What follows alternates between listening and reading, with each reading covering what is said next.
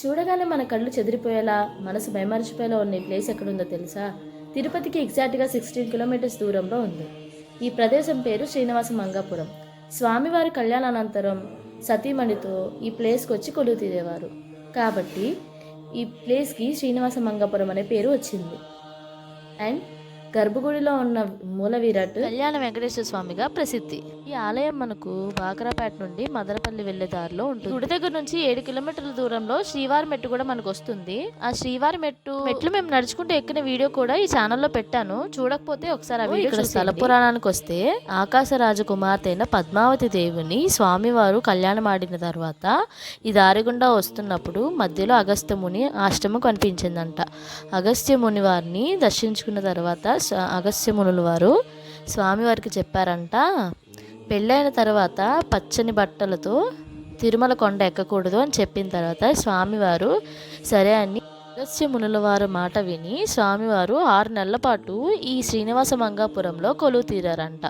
వారు విడిదిగా చేరిన ఈ పుణ్యస్థలమే శ్రీనివాస మంగాపురం అనమాట. ఆ తర్వాత 6 నెలల గడువు పూర్తయిన తర్వాత స్వామివారు అమ్మవారితో కలిసి స్వామివారు విడిదిగా చేసుకున్న అంత పుణ్యక్షేత్రం ఈ శ్రీనివాస మంగాపురం.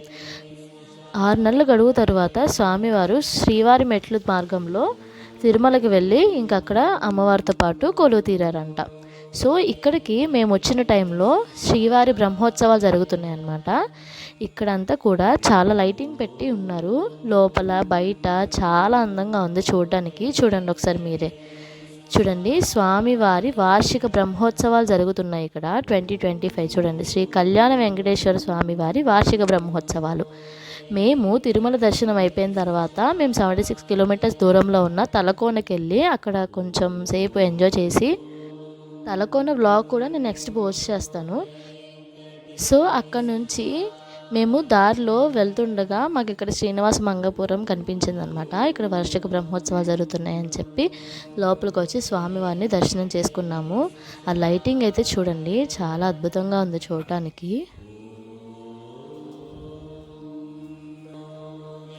గర్భగుడిలో అయితే స్వామివారికి అంతా పచ్చిపూలతో డెకరేషన్ చేశారు.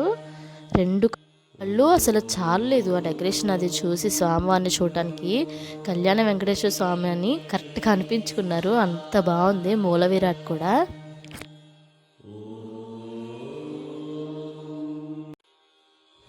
ఏనుగుని చూడండి ఎంత బాగా రెడీ చేశారో, అసలు భలే ఉంది ముద్దుగా. మేము వచ్చిన టైంకి అదే వచ్చింది, చక్క అందరికీ ఆశీర్వాదాలు ఇవ్వడానికి. చర్లపల్లి అనే ప్లేస్ దగ్గర నుంచి ఇక్కడ వరకు కూడా లైటింగ్ సెట్టింగ్ అంతా పెట్టుకొని వచ్చారంట. సో ఇక్కడ విశేషం ఏంటంటే 100 మీటర్స్కి అష్టలక్ష్ములు దశావతారాలు దర్శనమిస్తూ ఉంటారు. స్వామివారు అమ్మవారు చూడండి ఎంత అందంగా ఉందో లైటింగ్. అసలు డైరెక్ట్గా చూసినప్పుడైతే ఆ ఫీలింగ్ వామ్మో చాలా బాగుంది. ఈ బ్రహ్మోత్సవాల్లో భాగంగా స్వామివారిని ఊరేగించడానికి బయటకు తీసుకొచ్చారు. మేమైతే ఇంత అద్భుతమైన ప్లేస్ని ఈసారికి విజిట్ అయిపోయాము, మాకు అదృష్టం దక్కేసింది. సో నెక్స్ట్ టైం వచ్చినప్పుడు మీరు ఖచ్చితంగా విజిట్ అవ్వండి బ్రహ్మోత్సవాల టైంలో. ఇక్కడైతే కోలాటం కంటిన్యూస్గా జరుగుతూనే ఉంది. వజ్రకిరీటం చూడండి ఎంత అద్భుతంగా ఉందో అసలు. సో ఈ వీడియోకి అయితే ఇంతే గైస్.